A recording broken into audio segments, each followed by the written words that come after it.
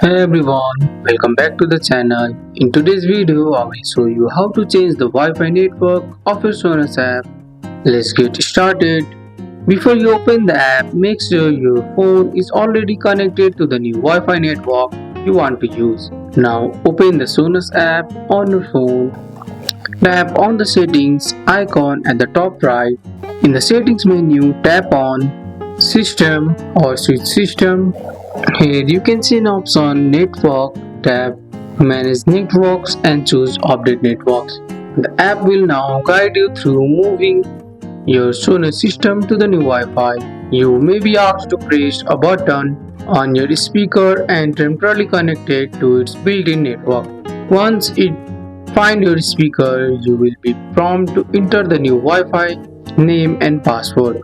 After you enter the Wi-Fi info, the app will automatically update your speaker connection. And that's it. You have now changed the Wi-Fi network for your Sonos system using your phone. That's all for today's video guys. I hope you guys like this video. If you found this video helpful, drop a like.